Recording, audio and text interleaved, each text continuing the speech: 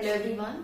तो UPTET CDP के लिए आज का हमारा टॉपिक है पियाजे। पियाजे के बारे में और जो उन्होंने सिद्धांत दिए हैं उनके बारे में आज हम 15 मिनट के अंदर जानेंगे इंपॉर्टेंट चीजों को, इंपॉर्टेंट पॉइंट्स को, जो कि आपके एग्जाम में बहुत इंपॉर्टेंट है और बार बार पूछा जाता है। तो चलिए स्टार्ट करते हैं। सबसे पहले अगर हम पियाजे की बात करते हैं तो पियाजे जो है एक स्विस मनोवैज्ञानिक यानी कि साइकोलॉजिस्ट रहे हैं।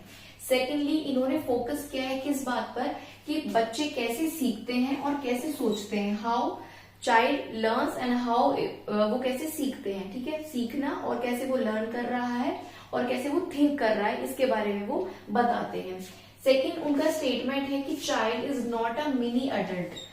जो बच्चा होता है वो कोई छोटा समझदार व्यक्ति नहीं होता, बल्कि सिर्फ उसके जो सोचने का तरीका है वो क्या होता है, अलग होता है। उसका जो लर्निंग स्टाइल है वो डिफरेंट होता है। तो ये तीन बातें यहाँ पे समझ लीजिए। नेक्स्ट बात करते हैं, समझते हैं पियाजे के जो इंपॉर्टेंट कंसेप्ट 4 उन्होंने दिए हैं उनके बारे में। सबसे पहला है स्कीमा।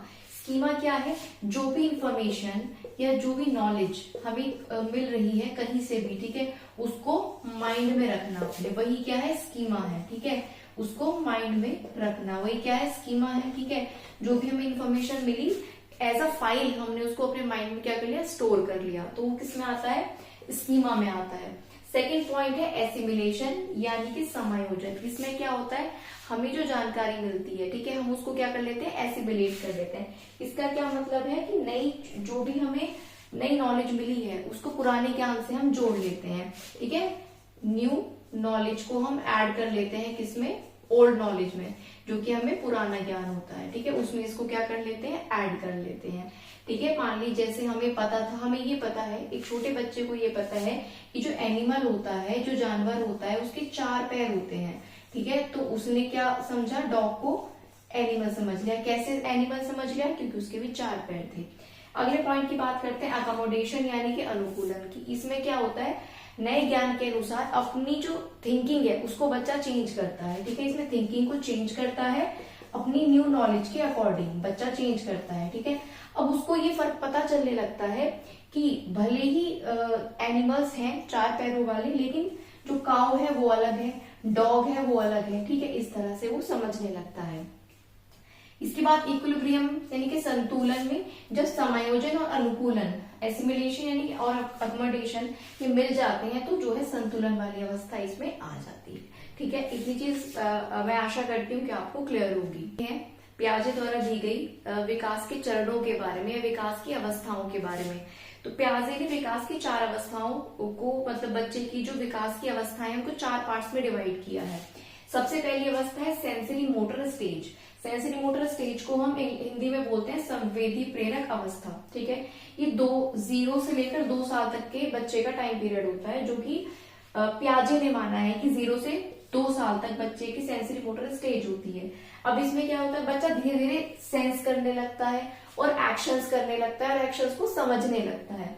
सेकेंड ऑब्जेक्ट परमानेंस, ये भी बच्चे में डेवलप होने लगती है, ठीक है। ऑब्जेक्ट परमानेंस का मतलब क्या है कि जो वस्तु उसको दिखाई नहीं दे रही है उसको ये समझ आने लगता है कि वो दिखाई नहीं दे, इसका मतलब है नहीं, ऐसा नहीं है, वो चीज है लेकिन उसको दिखाई नहीं दे रही है।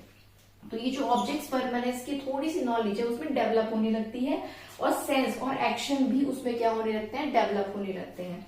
सेकेंड पॉइंट हमारा आता है प्री ऑपरेशनल स्टेज, जो दूसरा चरण है विकास का, गिवन बाय पियाजे, जो कि 2 से 7 साल के बच्चों में पियाजे बताते हैं कि 2 से 7 साल के बच्चों की जो स्टेज है वो है प्री ऑपरेशन स्टेज, और जिसको हम पूर्व संक्रियात्मक अवस्था बोलते हैं। इसमें क्या होता है, इसमें मेन 2 चीजें होती हैं। एक तो ईगोसेंट्रिज्म होता है। ईगोसेंट्रिज्म का क्या मतलब है, ईगोसेंट्रिज्म का मतलब है कि बच्चा जो होता है अपने को ही सही मानता है, उसका जो पर्सपेक्टिव है वही सही है, दूसरे का गलत है। तो यही ईगोसेंट्रिज्म है कि मैं सही हूं और मैं सही नहीं होते भी सही हूं और सामने वाला गलत है, अपने आप को ही वो ठीक समझता है। नो लॉजिकल थिंकिंग, इसमें 2 से 7 साल की एज में बच्चा कोई खास लॉजिकल थिंकिंग नहीं रखता। तो ये सेकंड स्टेज है पियाजे की, जिसको हमने प्री ऑपरेशनल कहा, और ये 2 से 7 साल की एज में होता है। तीसरी जो स्टेज पियाजे ने दी है दैट इज कंप्लीट ऑपरेशनल, जो कि 7 से 11 ईयर्स के बीच बच्चों को पियाजे ने रखा है, जिसको अमूर्त संक्रियात्मक अवस्था हम कहते हैं। अमूर्त संख्यात्मक अवस्था जब बच्चा 7 साल का होने लगता है तो उसमें लॉजिकल थिंकिंग डेवलप होना शुरू हो जाती है, थोड़ा थोड़ा वो लॉजिकल होने लगता है, लॉजिकल बातें करने लगता है, लॉजिकल बातों को थोड़ा थोड़ा बहुत स्टार्टिंग होती है समझने लगता है। दूसरा जो कंजर्वेशन है, संरक्षण है, उसको समझ आने लगता है। संरक्षण का क्या मतलब है? देखो कंजर्वेशन का मतलब यहाँ पर ये कि वो ये अब तक वो ये समझता था कि अगर एक मान लो एक छोटा ग्लास है और एक बड़ा ग्लास है, ठीक है, तो इस ग्लास में जितना पानी है अगर इसमें इतना ही पानी इस ग्लास में डाल दें, ठीक है, लेकिन चूंकि ये बड़ा ग्लास है तो बच्चा बताता था कि इसमें ज्यादा पानी है और इसमें कम पानी है। समझ में आई बात? लेकिन अब वो कंजर्वेशन के लॉ को समझ रहा है, वो ये समझ रहा है कि ये जो है भले ही एक ग्लास बड़ा है एक छोटा है लेकिन क्वांटिटी क्या है इनमें सेम है। तो वो जो शेप है, शेप की बात समझने लगता है, क्वांटिटी जो है दोनों शेप में वो समझने लगता है, ठीक है।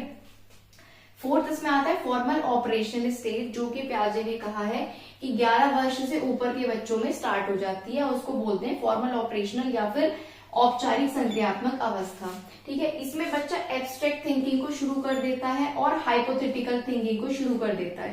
पहले हाइपोथेटिकल थिंकिंग की बात करेंगे। हाइपोथेटिकल थिंकिंग बड़ी सिंपल सी बात है, बच्चा एज्यूम करने लगता है, ठीक है। बच्चा जो है एज्यूम करने लगता है कि अगर ऐसा होगा तो ऐसा होगा, अगर ऐसा नहीं हुआ तो फॉर एग्जाम्पल कि अगर बारिश नहीं हुई तो फसल खराब हो जाएगी, या कुछ इस तरह के जो सवाल है कि ऐसा होगा तो ऐसा होगा, जो थोड़े एज्यूमिंग पर बेस्ड होते हैं, ठीक है।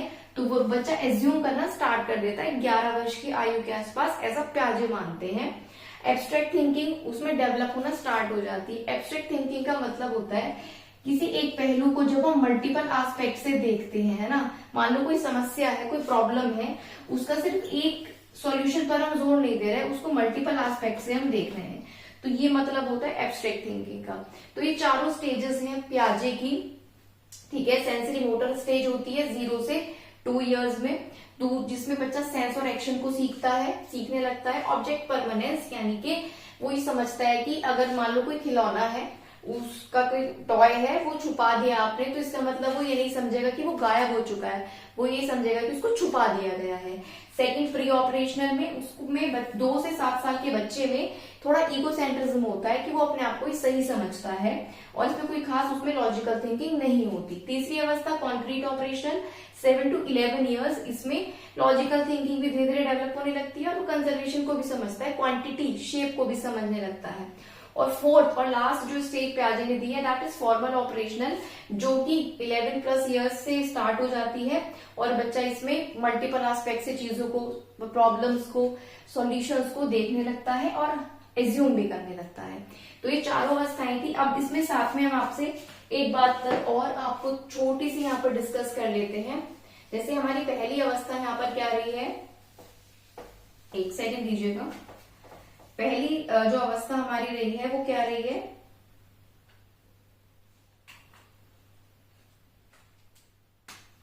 पहली अवस्था हमारी है सेंसरी मोटर, ठीक है। दूसरी हमारी प्री ऑपरेशनल, ठीक है। और तीसरी हमारी कौन सी थी, कॉन्क्रीट ऑपरेशनल। और चौथी हमारी है फॉर्मल ऑपरेशनल। इसको SPCF कैसे आप याद रख सकते हो, इसको याद रख सकते हो, सारी पिक्चर क्लियर फॉर्मेट में है, ठीक है। सारी पिक्चर क्लियर फॉर्मेट में है। ये आपका हो जाता है 0 से 2 इयर्स, ये हो जाता है 2 to 7, ये हो जाता है 7 to 11 और ये हो जाता है 11+। आई होप आपको ये चीजें क्लियर हो गई होंगी यहाँ पर। तो प्याजे की बात आप तक पहुंचानी चाहिए है मैंने, और आई होप आप तक पहुंच गई होगी। ये कुछ शॉर्ट में चीजें समझी हैं, बाकी CDP की डिटेल क्लासेस चैनल पर चल रही हैं यूपी टेट एग्जाम को फोकस करते हुए, तो वहां उन क्लासेस में आप जरूर हमारे साथ जुड़िए। अगर वीडियो अच्छा लगा तो लाइक शेयर सब्सक्राइब जरूर करें। हमारे साथ आगे जुड़े रहने के लिए मिलते हैं नेक्स्ट वीडियो में, तब तक के लिए थैंक यू सो मच।